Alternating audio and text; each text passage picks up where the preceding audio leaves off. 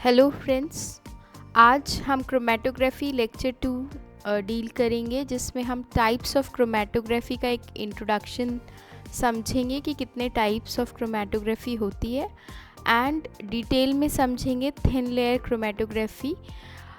Best part इस lecture का ये है कि थिन लेयर क्रोमेटोग्राफी की केवल हम थियोरेटिकल पोर्शन कवर करेंगे, बट हम प्रैक्टिकल कैसे कर सकते हैं that also we will be dealing in today's lecture.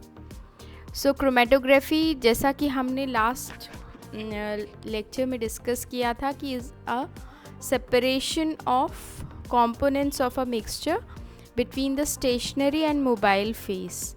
और हमें सेपरेशन किस वजह से मिल पाता है? Because of difference in the distribution coefficient.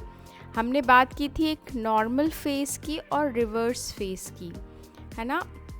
So normal face मतलब होता है पोलर स्टेशनरी फेस का होना एंड नॉन पोलर सॉल्वेंट होना या मोबाइल फेज होना। सो हमने लास्ट लेक्चर में we have already studied that there are two types of phases. One is called as stationary phase and the other is called as mobile phase. When stationary phase is polar in nature and your mobile phase is non-polar in nature, that kind of chromatography is called as normal phase chromatography. While जब हम कहते हैं कि stationary phase non-polar nature की है और mobile face polar nature का है, तो that is called as reverse phase chromatography. Again I am repeating for you कि पोलर स्टेशनरी फेज होगी जहाँ पर, और नॉन पोलर मोबाइल फेज़ या सॉल्वेंट यूज़ होगा, उसे हम नॉर्मल फेज़ कह देते हैं.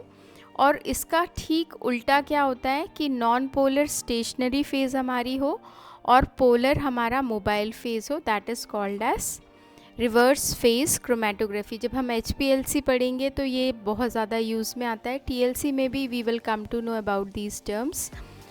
नाउ कमिंग टू कि कितने टाइप की क्रोमेटोग्राफी होती है, तो बहुत सारे टाइप की क्रोमेटोग्राफी होती है. कभी आपको क्वेश्चन आता है लिखने के लिए, तो आप बेस्ड ऑन इक्विपमेंट कैसे क्लासिफाई कर सकते हैं वो हम अभी डील कर रहे हैं. तो हम किस मटेरियल को यूज़ कर रहे हैं फॉर क्रोमेटोग्राफी पर्पस, उसके बेसिस पर हम क्लासिफिकेशन देते हैं. तो first is called as paper chromatography. As the name suggest कि पेपर का यूज़ हो रहा है इसमें. तो क्रोमेटोग्राफी पेपर्स आते हैं and in that we put our samples और फिर हम उसको एनालाइज कर पाते हैं. Thin layer chromatography. Thin layer chromatography के बारे में मैं आज आपको डिटेल में बताऊंगी. थिन लेयर क्रोमेटोग्राफी को हम ओपन कॉलम क्रोमेटोग्राफी भी कह देते हैं. Then comes column chromatography. तो column chromatography is a type of chromatography जिसमें हम ब्यूरेट जैसा एक स्ट्रक्चर यूज़ करते हैं, जिसे हम कहते हैं कॉलम, है ना. That column we can prepare by ourselves, और आजकल रेडीमेड आपको मिल जाते हैं. मर्क जैसी कंपनियां प्रोवाइड करती हैं आपको कॉलम्स, और उन कॉलम्स को हम डायरेक्टली यूज़ कर सकते हैं for analysis purpose. Then gas chromatography है. यहाँ पर एज द नेम सजेस्ट कि गैस की प्रेजेंस में सेपरेशन होता है कंपोनेंट्स का, तो इसलिए हम उसे गैसियस फेज का यूज़ होता है. तो thus it is called as gas chromatography. Another type of chromatography is high performance liquid chromatography, जिसे हम HPLC भी कहते हैं. इसे हाई प्रेशर लिक्विड क्रोमेटोग्राफी भी कहते हैं, क्योंकि यहाँ पर हम प्रेशर अप्लाई करते हैं for the separation of things, हमारे जो कंपोनेंट्स हैं मिक्सचर में उनके लिए. Super critical fluid chromatography. Again super critical fluids को यूज़ कर रहे हैं for the separation of components. Ultra high pressure chromatography जब हम कह रहे हैं, तो HPLC थोड़ा सा लोअर वर्जन था, उससे और ज़्यादा जब हम प्रेशर लगा रहे हैं तो it is called as ultra high pressure chromatography. Electrophoretic chromatography, जहाँ पर कहीं ना कहीं we are using electrophoretic system for the separation of the components. Now based on separation principle, हमने कहा इक्विपमेंट के बेस पर हमने क्लासिफाई कर दिया क्रोमेटोग्राफी को. अब हम सेपरेशन प्रिंसिपल क्या है उसके बेसिस पर जब हम क्लासिफाई करेंगे तो इसमें आता है पहले एड्जॉर्प्शन। एब्जॉर्प्शन और एड्जॉर्प्शन दो अलग अलग टर्म हैं जिसमें आपको कंफ्यूज नहीं होना है। जहाँ पर एब्जॉर्प्शन की बात कर रहे हैं तो हम पूरे सब्सटेंस एब्जॉर्ब कर लेता है ना, जो भी लिक्विड मटेरियल है it is completely getting absorbed, वहाँ पर एब्जॉर्प्शन आता है। पर यहाँ हम किस चीज़ की बात कर रहे हैं, एडजॉर्प्शन। एडजॉर्प्शन एक सरफेस फिनोमेना है ना, मतलब सरफेस पे एब्जॉर्प्शन जब हो रहा है then we call it as adsorption. और ये चीज़ कहाँ पर यूज़ होती है, थिन लेयर क्रोमेटोग्राफी में, कॉलम क्रोमेटोग्राफी में, नॉर्मल फेज HPLC में एंड गैस सॉलिड क्रोमेटोग्राफी में। सेकेंड प्रिंसिपल क्या है सेपरेशन के बेसिस पर, partition chromatography. Okay, partition as the name suggest कि कुछ पार्टीशनिंग हो रही है, कुछ डिवीजन हो रहा है। इसमें क्या आता है, paper chromatography, reverse face HPLC। Again मैंने आपको पहले टर्म्स क्लियर किए हैं, नॉर्मल फेज का क्या मतलब है और रिवर्स फेज का क्या मतलब है। ठीक है, तो पोलर कौन सा मटेरियल है, स्टेशनरी फेज पोलर है या नॉन पोलर है, उसके बेसिस पर हम नॉर्मल फेज कहेंगे या रिवर्स फेज कहेंगे। Then comes gas liquid chromatography. Again separation principle के बेसिस पर अगर आयोनिक रेजिन्स हम यूज़ कर रहे हैं और आयोनिक चार्जेस के बेसिस पर हम सेपरेशन करने की कोशिश कर रहे हैं तो that type of chromatography is called as ion exchange chromatography.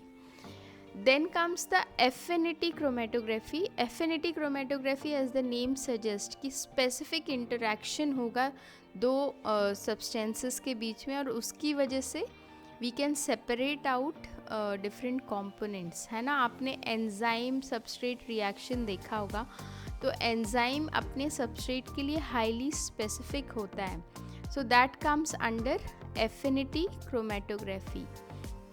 Then comes the chiral chromatography. यहाँ पर एक प्रॉपर्टी है कायरलिटी की। कायरल सब्सटेंसेस आप समझते होंगे कि ऐसा कार्बन एटम जिसमें 4 different type of functional groups attached होते हैं और वो मिरर इमेजेस भी हो सकते हैं, नॉन मिरर इमेजेस भी हो सकते हैं।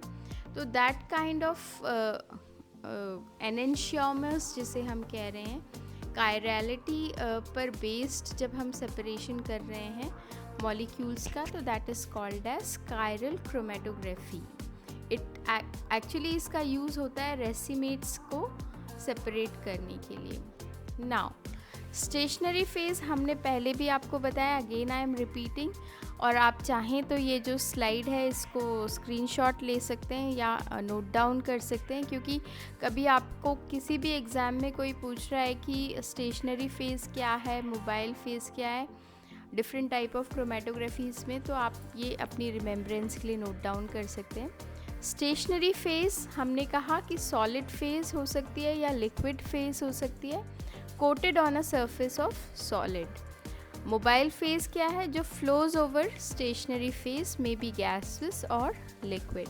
अब हम different type of chromatographic techniques जो यूज़ करते हैं उसमें कौन सी स्टेशनरी फेज़ है और कौन सी मोबाइल फेज़ है उसको जस्ट समराइज़ कर रहे हैं आपके लिए।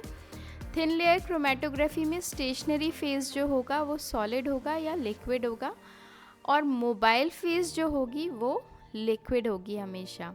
पेपर क्रोमेटोग्राफी में अगेन स्टेशनरी फेज़ यहाँ पर क्या है, liquid absorbed on the paper. जो हमने पहले की स्लाइड में देखा कि पेपर क्रोमेटोग्राफी क्या है, एक पार्टीशनिंग क्रोमेटोग्राफी का टाइप है, और यहाँ पर पार्टीशनिंग हो रही है एक्चुअली। तो यहाँ स्टेशनरी फेज़ क्या है, वो लिक्विड या सॉल्वेंट जो कि पेपर पे एब्जॉर्ब्ड है, फाइन, और मोबाइल फेज़ ऑब्वियसली लिक्विड होगा। कॉलम क्रोमेटोग्राफी में स्टेशनरी फेज़ सॉलिड होगा और मोबाइल फेज़ लिक्विड होगा। गैस लिक्विड क्रोमेटोग्राफी में स्टेशनरी फेज़ लिक्विड होगा और मोबाइल फेज़ गैस होगा। गैस सॉलिड क्रोमेटोग्राफी में स्टेशनरी फेज़ सॉलिड होगा, मोबाइल फेज़ गैस होगा। आयन एक्सचेंज क्रोमेटोग्राफी में स्टेशनरी फेस सॉलिड होगा और मोबाइल फेस लिक्विड होगा, तो ये आपको ध्यान रखना है। Now coming to a thin layer chromatography technique, है ना। थिन लेयर क्रोमेटोग्राफी टेक्निक सबसे आसान क्रोमेटोग्राफिक टेक्निक मानी जाती है और बहुत पहले से लोग इसे यूज़ करते रहे हैं। सो वो होती क्या है, उसका फंडामेंटल क्या है, वो हम आज समझने की कोशिश करेंगे। अगर आपने थिन लेयर क्रोमेटोग्राफी अच्छे से समझ ली तो फिर आपको कॉलम क्रोमेटोग्राफी समझने में ज़्यादा मुश्किल नहीं जाती है ना। So go through the lecture many a times if you require. Okay, thin layer chromatography जब हम कह रहे हैं, इट इज़ अ सेपरेशन और identification of mixture of components into individual components using finely divided adsorbent solid या फिर वो liquid हो सकता है, spread over flat plate। मतलब हम यहाँ पर मिक्सचर में जितने भी कंपोनेंट्स हैं उन्हें सेपरेट आउट कर सकते हैं और आइडेंटिफाई कर सकते हैं किसकी मदद से, किसी एड्जॉर्बेंट की मदद से, है ना। अब ये एड्जॉर्बेंट क्या होता है, कितने टाइप के होते हैं, we will be dealing one by one.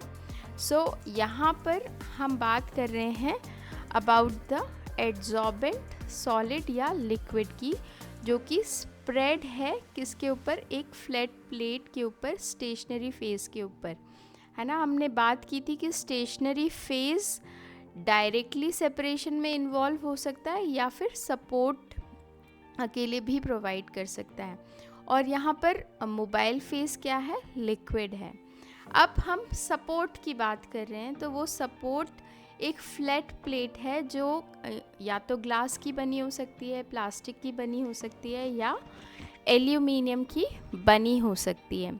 अब इम्पॉर्टेंट चीज़ इसमें ये है कि ग्लास का अगर हम नेचर देखें, फिज़िको केमिकल नेचर देखें, तो ये रिजिड होता है और रेजिस्टेंट टू केमिकल रिएक्शंस होता है ना। इसलिए हम जितने भी केमिस्ट्री के एक्सपेरिमेंट्स करते हैं वो ग्लास वेयर्स में करते हैं। फाइन, तो ग्लास एक यूनिवर्सल सब्सटेंस है जिसको हम यूज़ कर सकते हैं फॉर थिन लेयर क्रोमेटोग्राफी। हालांकि अगर आप प्लास्टिक शीट्स को यूज़ कर रहे हैं या एल्यूमिनियम की शीट्स को यूज़ कर रहे हैं तो ये ज़्यादा हैंडी हो जाते हैं, और जो आजकल रेडीमेड शीट्स आती हैं they are either made of plastic और एल्यूमिनियम।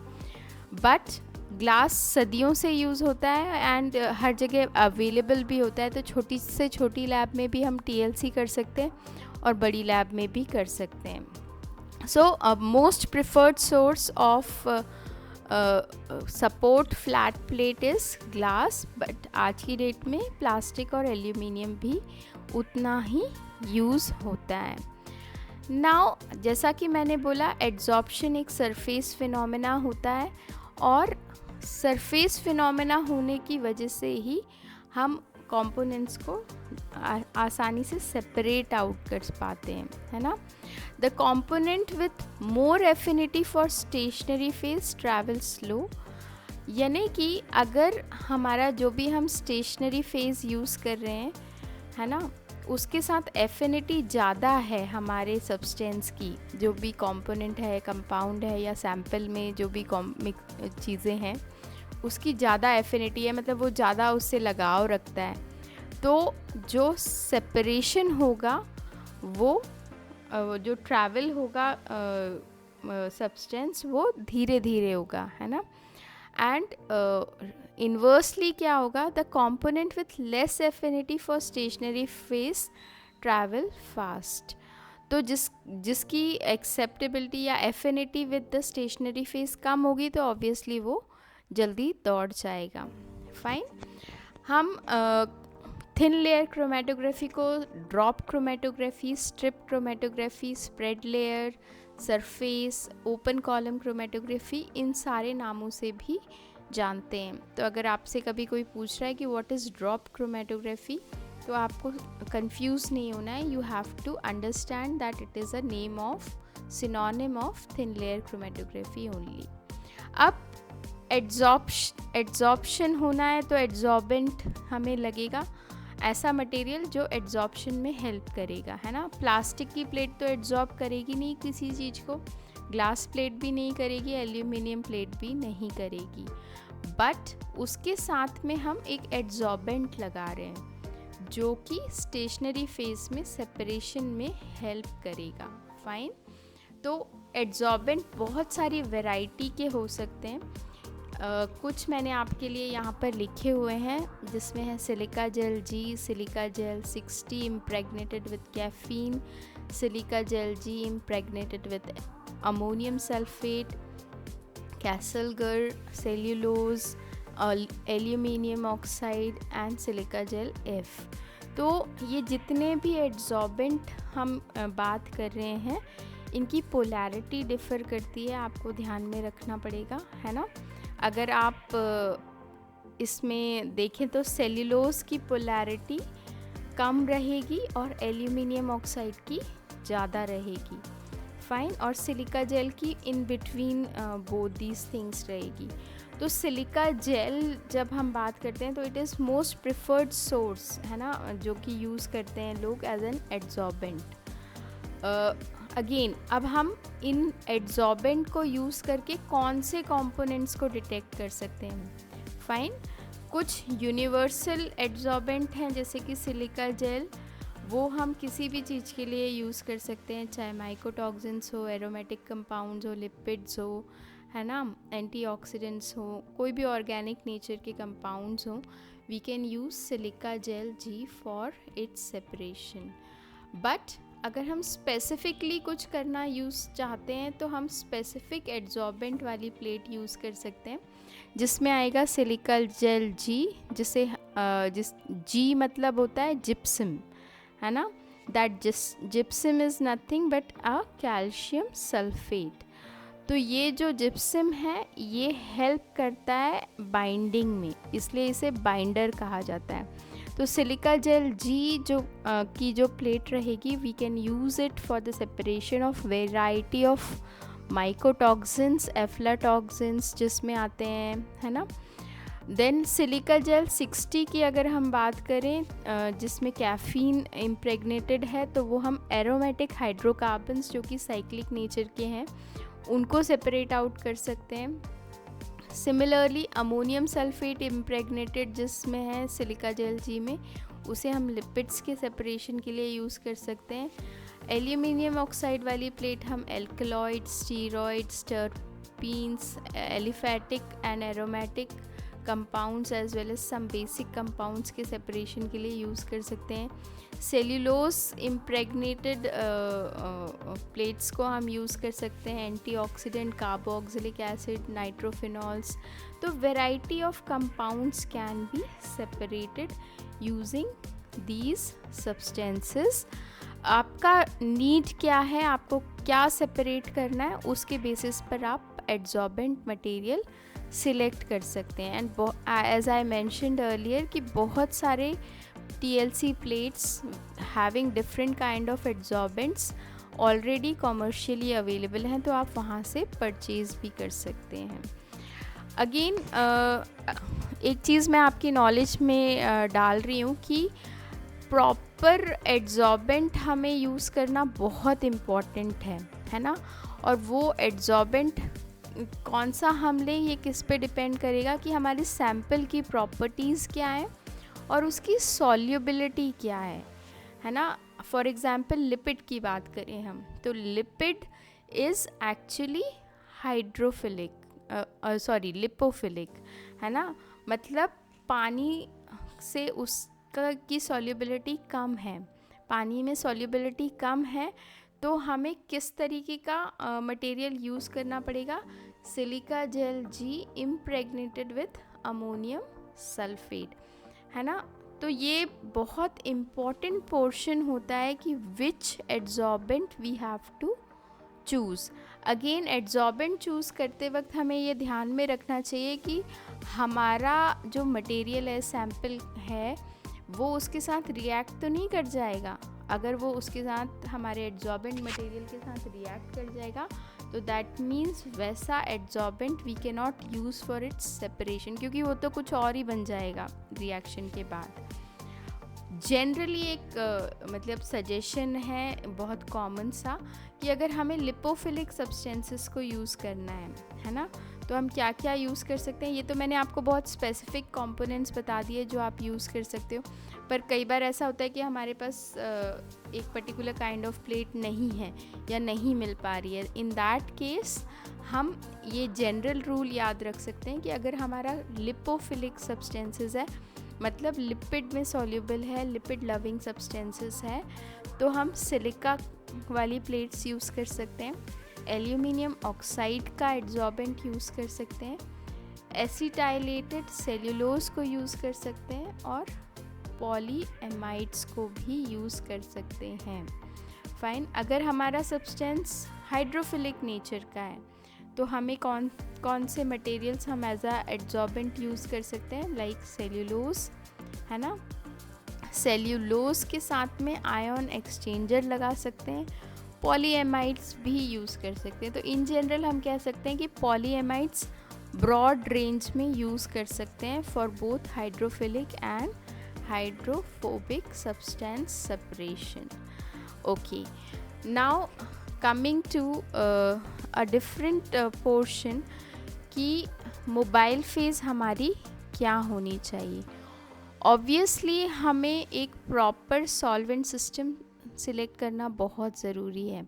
अगर हमारा सॉल्वेंट सिस्टम सही नहीं हो, एड्जॉर्बेंट सही हो, तो भी हमें सेपरेशन तो नहीं मिलेगा, क्योंकि मोबाइल फेज़ जब मूव होगा तभी तो सेपरेशन होगा। Fine. So we need to choose a very proper solvent system as a mobile phase for TLC elution, है ना। स्टार्ट। अब हम फॉर एग्ज़ाम्पल हमें किसी अननोन कंपाउंड के सेपरेशन को करना है ना, and we have received one sample, we are not knowing कि कैसे हम उसको सेपरेट आउट करें। तो उसका सबसे अच्छा तरीका है कि हमें सबसे पहली चीज़ कि जितने भी हमारे पास सॉल्वेंट्स हैं या सॉल्वेंट सिस्टम है, उनका पोलैरिटी स्ट्रेंथ हमें पता होना चाहिए। Also the biochemical nature of हमारा सैम्पल अगर हमें पता है तो भी हमारे लिए ईजी हो जाता है TLC में उन्हें सेपरेट आउट करना। फाइन। तो कुछ की पॉइंट्स मैंने यहाँ पर आपके लिए मेंशन किए हैं, जिसको आप दिमाग में रखकर अपना प्रोसेस डिज़ाइन कर सकते हैं for separation of compound.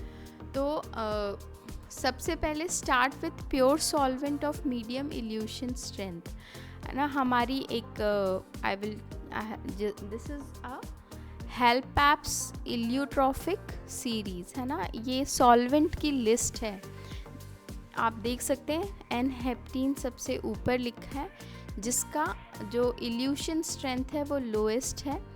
Methanol और पिरिडीन का इल्यूशन स्ट्रेंथ हाईएस्ट है ना। तो अगर हम अननोन कंपाउंड के साथ काम कर रहे हैं तो हमें इन बिटवीन वाला कोई सब सॉल्वेंट यूज़ करना चाहिए, है ना। तो start with pure solvent of medium evolution strength अगर हम अननोन सब्सटेंस के साथ काम कर रहे हैं, और then we can start using the combinations of different solvents, है ना। कभी भी हम एक सॉल्वेंट के साथ मोबाइल फेस नहीं लगाते हैं, यूज़ नहीं करते हैं सेपरेशन के लिए। We use a solvent system. Solvent system कुछ नहीं है, it is a mixture of 2 और 3 सॉल्वेंट्स, है ना। जो भी अभी हमने सॉल्वेंट्स लिखे आपको अभी दिखाए थे, like N-heptene, N-hexene, toluene, chloroform, acetonitrile, ethanol, methanol and many more can be in the list, है ना। मैंने यहाँ पर बहुत थोड़े से मेंशन किए हैं। इनमें से किसी का कॉम्बिनेशन यूज़ करते हैं और वो भी प्रोपोर्शनेट यूज़ करते हैं, है ना। जो अमीनो एसिड का सेपरेशन करते हैं हम basically N-butanol acetic acid water को लेते हैं, that is used in a proportion of 5:4:1, है ना। तो 5:4:1 का जो ये प्रपोर्शन है for separation of amino acid, ये मैंने डिवाइस नहीं किया है। ये कैसे डिवाइस हुआ है, पहले जिसने भी किया उन्होंने एक सॉल्वेंट सिस्टम को यूज़ किया, फिर दूसरे को किया, तीसरे को किया, और ये वाला जो कॉम्पोजिशन है उन्होंने ऑब्ज़र्व किया कि all 20+ amino acids can be eluted using or separated using this particular solvent system. ठीक है. अब अननोन कंपाउंड के साथ जब आप काम कर रहे हैं तो आप एक स्पॉट टेस्ट भी यूज़ कर सकते हैं to compare different solvent system. एक स्पॉट लगाइए हल्का सा किसी पेपर पे और फिर उसके ऊपर सॉल्वेंट डाल के देखिए.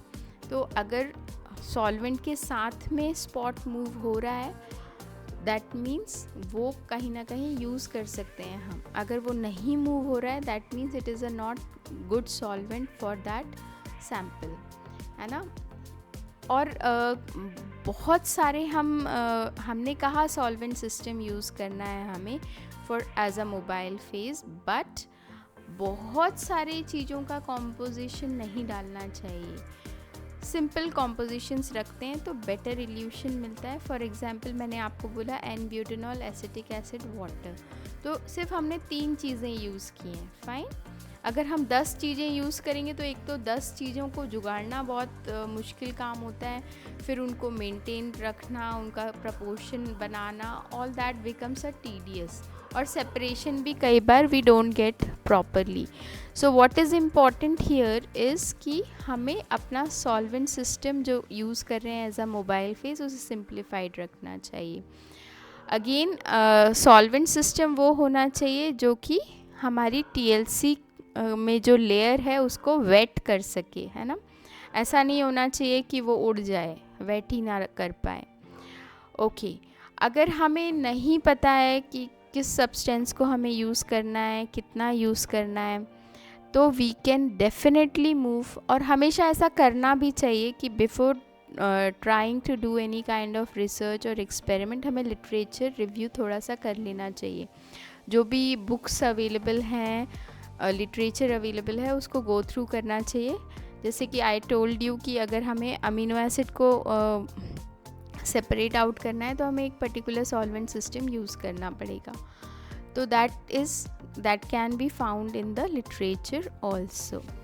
सो पोलैरिटी ऑफ सॉल्वेंट्स, हमने कहा कि यहाँ पर हम इल्यूशन स्ट्रेंथ हमें अगर पता है तो हम इल्यूशन स्ट्रेंथ के बेसिस पर सॉल्वेंट सिस्टम्स डिज़ाइन कर सकते हैं. उनका क्या प्रपोर्शन हमें यूज़ करना है वो भी हम डिसाइड कर सकते हैं. और वो हमारे ओवरऑल जो हमने सॉल्वेंट सिस्टम बनाया है उसकी क्या पोलैरिटी है वो भी हम कैलकुलेट कर सकते हैं using the formula. E is nothing but evolution value that can be calculated. अगर हमने 2 कंपोनेंट्स को यूज़ किया तो उनको हम उनकी E वैल्यू के बेसिस पर उसका इन टोटल इल्यूशन वैल्यू क्या आएगा वो कैलकुलेट कर पाएंगे.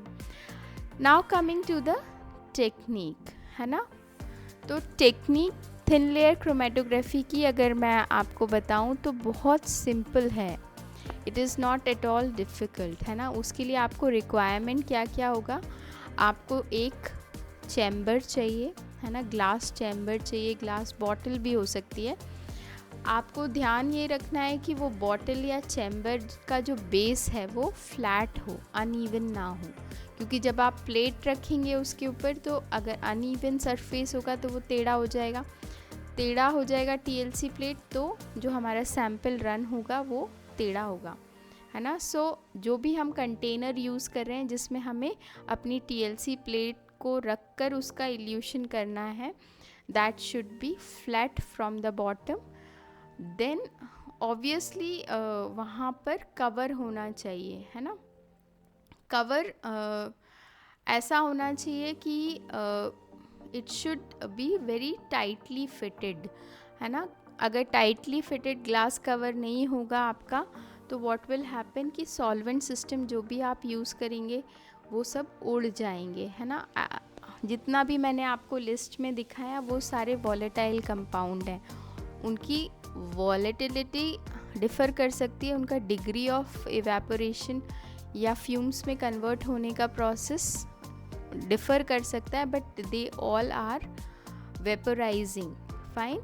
तो हमें ऐसा कवर चाहिए ऊपर से लगाने के लिए कि जिसमें से सॉल्वेंट सिस्टम हमारा उड़ ना पाए।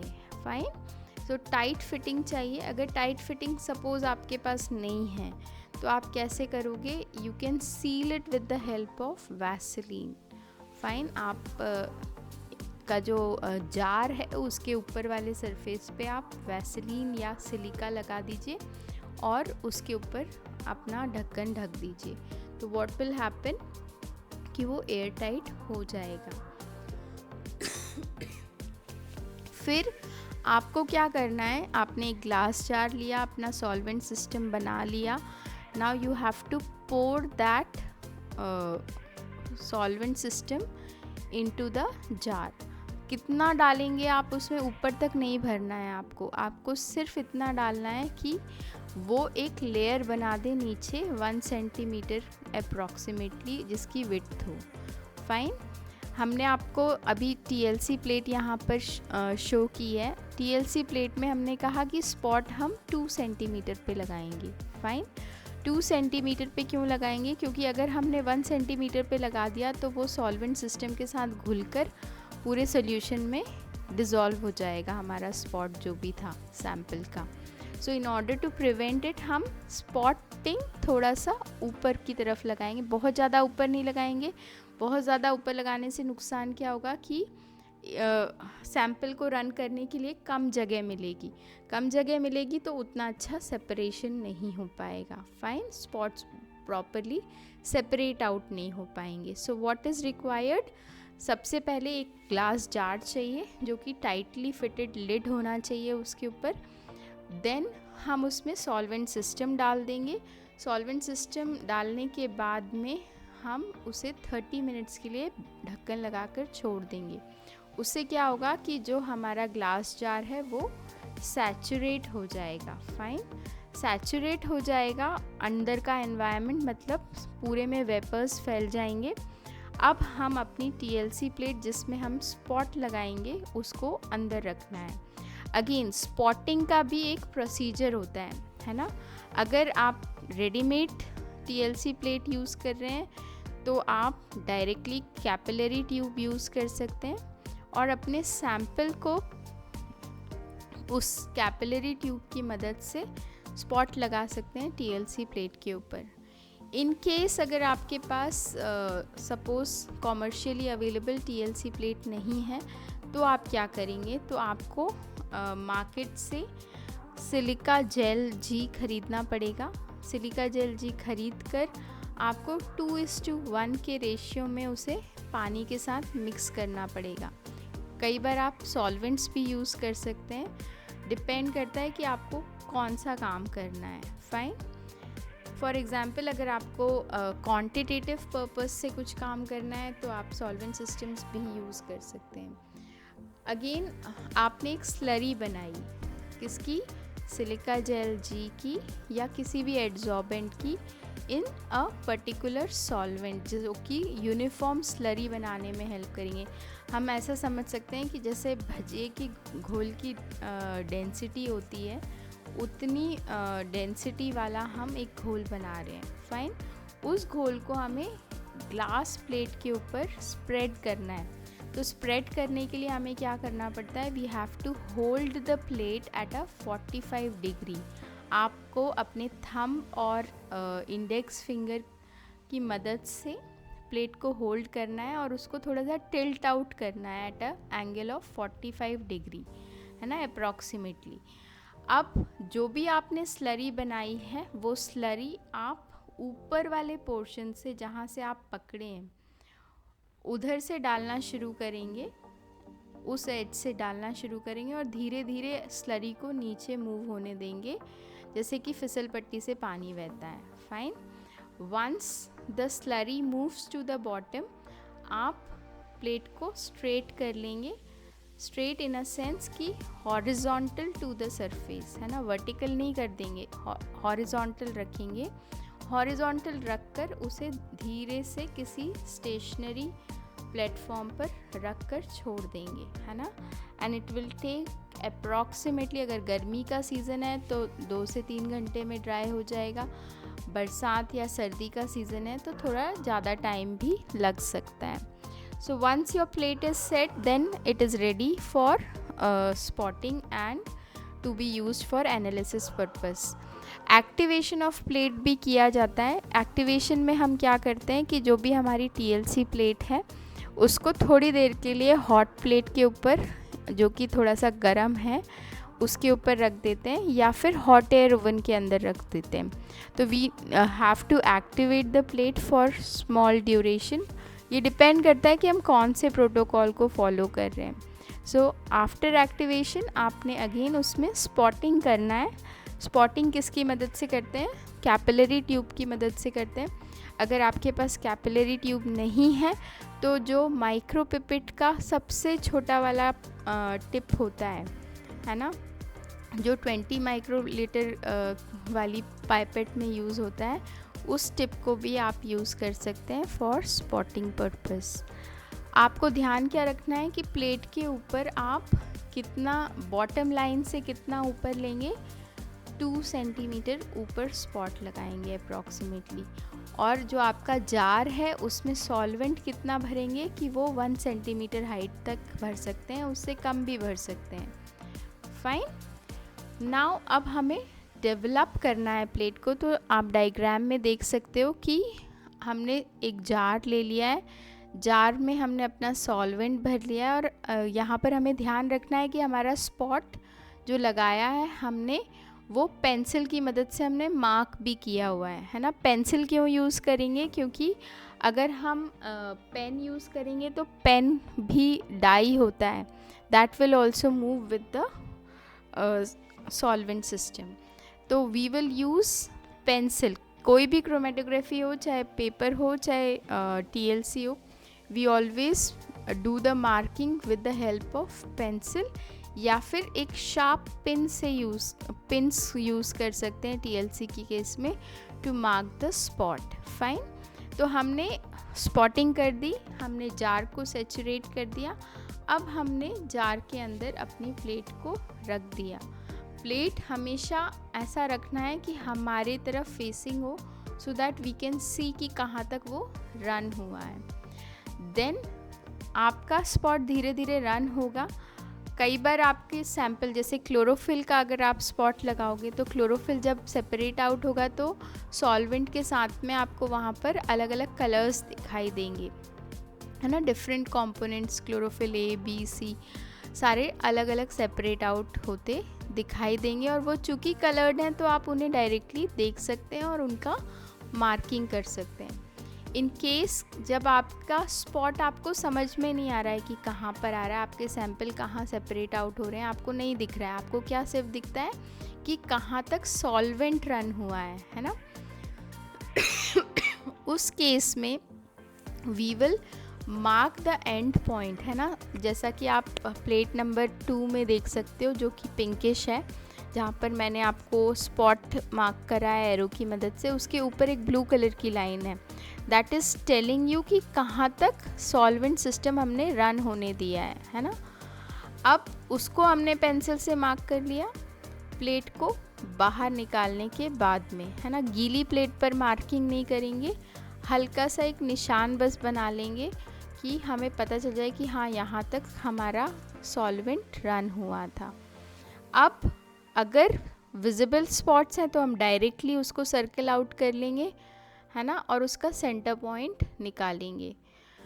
देन अगर सपोज़ इन केस हमारा नहीं विजिबल है तो हम UV लैम्प में भी देख सकते हैं अपनी प्लेट्स को. यहाँ पर इम्पॉर्टेंस क्या है कि अगर हमारा सब्सटेंस फ्लोरेसेंस प्रोड्यूस करता है तो हम फ्लोरेसेंट लैम्प और UV लैम्प में उसको देख पाएंगे, otherwise it will not be visible there. या अगर हमारा स्पॉट विजिबल डायरेक्टली नहीं था तो हम एक और टेक्निक यूज़ कर सकते हैं, जो कि मोस्टली हम यूज़ करते हैं, कि हम कोई ना कोई स्टेन या विजुअलाइजिंग एजेंट यूज़ कर लेंगे too, and we will spray the entire plate with that visualizing agent. और उसके बाद हमें स्पॉट्स कलर्ड दिखने लगेंगे.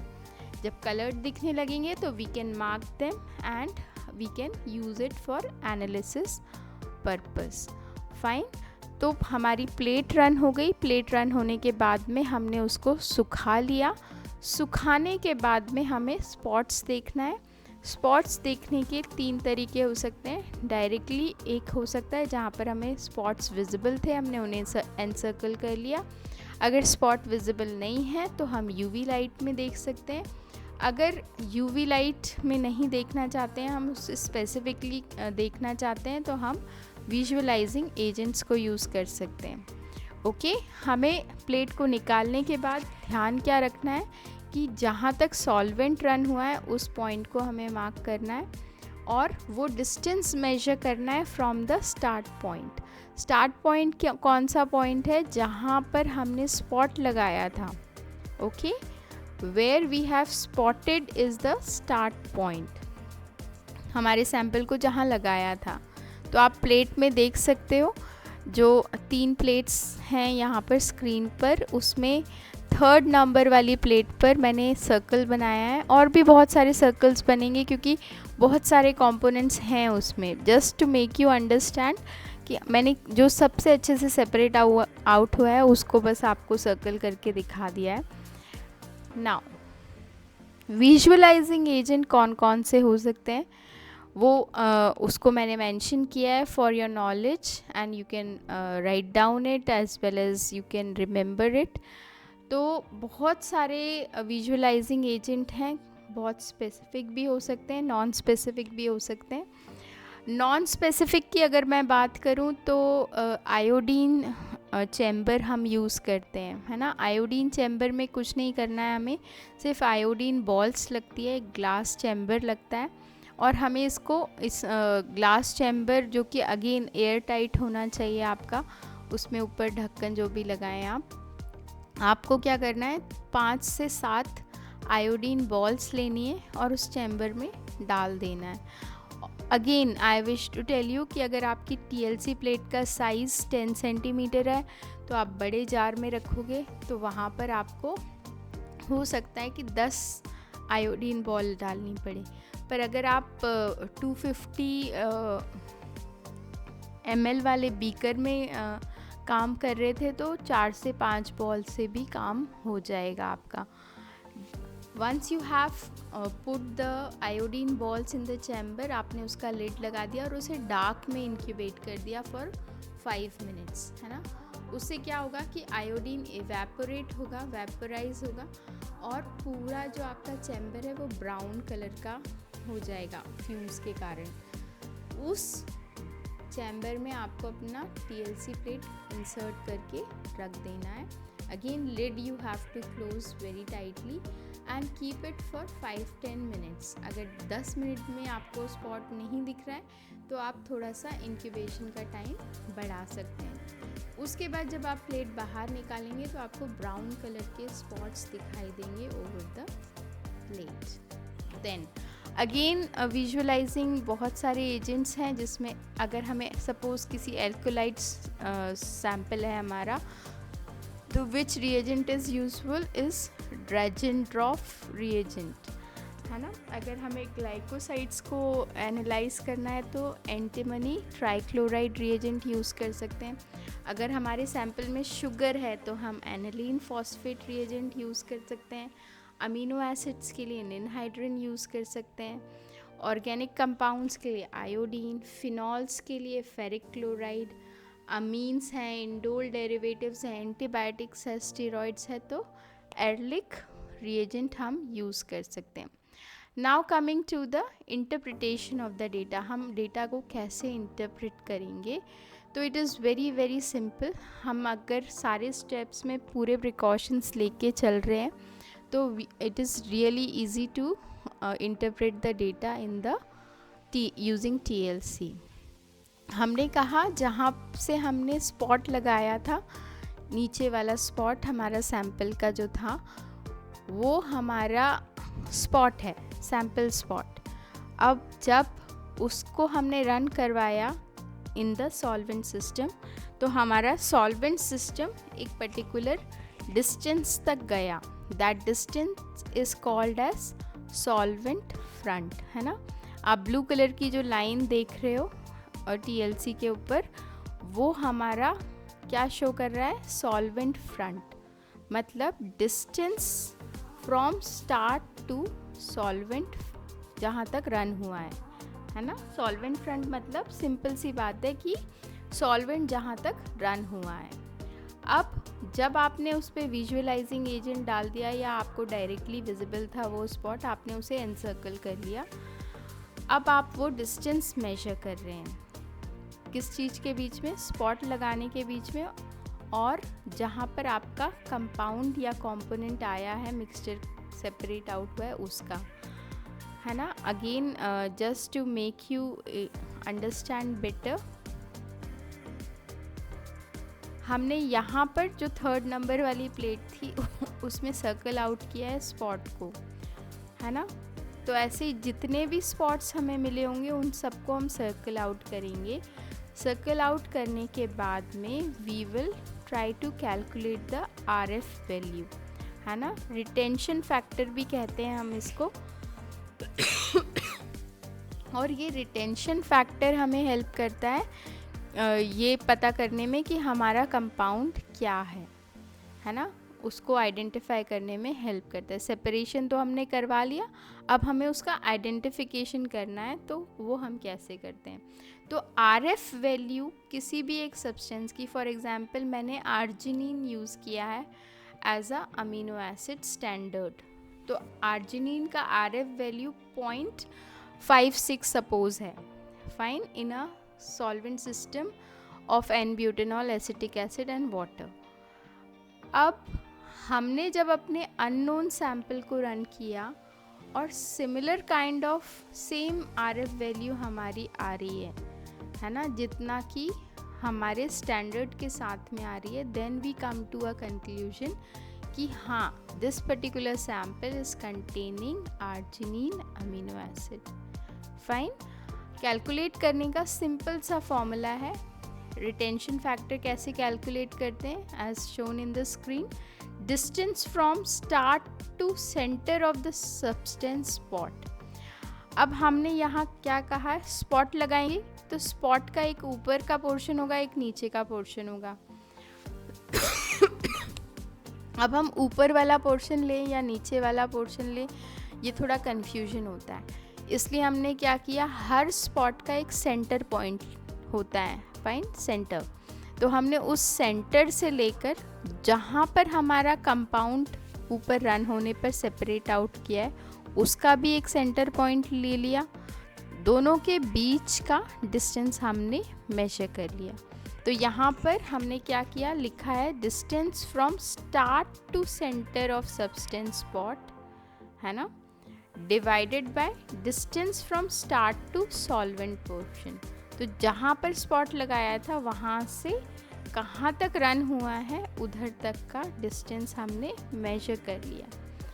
दोनों का जब रेशियो निकाला तो we will get RF value.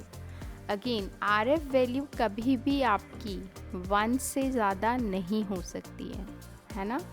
RF value will be less than और इक्वल टू 1 ओनली. अगर 1 आ रहा है RF वैल्यू, दैट मीन्स आपको सॉल्वेंट सिस्टम चेंज करना चाहिए. अगर RF वैल्यू 0.9 तक भी आ रहा है, बहुत सारे मिक्सचर्स में किसी एक कंपोनेंट का RF वैल्यू 0.9 आ रहा है, दैट इज़ एक्सेप्टेबल. बट अगर आपने 2 या 3 कंपाउंड लिए हैं और उन सबका RF वैल्यू 0.9 या 0.8 आ रहा है, that means you should revisit the solvent, है ना. चेंज करिए अपने सॉल्वेंट को. अब सॉल्वेंट को चेंज करना आसान चीज़ नहीं है ना. उसको कैसे चेंज करेंगे? आपने देखा कि आपने स्पॉट लगाया था, अगर सपोज़ 0.8 या 0.9 तक आ रहा है आपका RF वैल्यू, तो आपको वहाँ पर नॉन पोलर सॉल्वेंट्स ऐड करना चाहिए. फाइन. नॉन पोलर सॉल्वेंट्स जब आप ऐड करेंगे तो व्हाट विल हैपन कि जो मूवमेंट ऑफ आपका कंपोनेंट है या कंपाउंड है वो थोड़ा स्लो डाउन हो जाएगा. So what will happen, different components can separate out well. On the other hand, अगर आपका कंपोनेंट मूव हो ही नहीं रहा है ना, आपका स्पॉट मूव ही नहीं हो पाया है किसी सॉल्वेंट सिस्टम के साथ में, तो आपको क्या ऐड करना पड़ेगा, वहाँ पर पोलर सॉल्वेंट्स ऐड करने पड़ेंगे। So this is just a hint to tell you कि आपने सपोज़ एक बार लगाया, उसके बाद रिज़ल्ट नहीं आया, तो how you can improvise the system. So advantages of TLC is कि ये एक ईजी टेक्निक है, आपका टाइम सेव करता है, क्वालिटेटिव एंड क्वांटिटेटिव एनालिसिस दोनों कर सकते हैं। हमने कहा आपसे कि हमें RF वैल्यू अगर हमारे स्टैंडर्ड की पता है ना, हाँ, नोन सब्सटेंस की पता है, तो हम डिटेक्ट कर सकते हैं कि उसमें प्रेजेंट है या नहीं है, हमारा जो मिक्सचर या सैम्पल है उसमें कोई चीज़ प्रेजेंट है या नहीं है, हम RF वैल्यू से निकाल सकते हैं। ज़्यादा एक्यूरेट अगर हमें इंटरप्रिटेशन करना है तो हम एक ही TLC प्लेट पे स्टैंडर्ड भी लगाएंगे और सैम्पल भी लगाएंगे, और फिर दोनों का RF कैलकुलेट कर देंगे। So it becomes easier for us to do the qualitative estimation. Then quantitative estimation भी हम कर सकते हैं यूजिंग TLC। इधर पे हम क्या करेंगे कि स्पॉट्स जो रहेंगे वो हम नॉन डिस्ट्रक्टिव मेथड से डिटेक्ट करेंगे। नॉन डिस्ट्रक्टिव मेथड कौन सा था, UV वाला, कि हमने UV चैम्बर में रख दिया प्लेट्स को और फिर हमें स्पॉट मिल गया, उस स्पॉट को हमने एनसर्कल कर लिया। स्पॉट को सर्कल करने के बाद में हम उसे स्क्रैच आउट करेंगे, क्योंकि वो TLC प्लेट है ना, हमने प्लास्टिक या ग्लास या एल्यूमिनियम प्लेट के ऊपर अपना एड्जॉर्बेंट लगाया, तो एड्जॉर्बेंट को हम पूरा स्क्रैच आउट कर लेंगे, निकाल लेंगे और उसको सॉल्वेंट में डाल देंगे। कौन से सॉल्वेंट में डालेंगे, जिसमें हमारा कंपोनेंट सॉल्यूबल है ना। फॉर एग्ज़ाम्पल अगर हम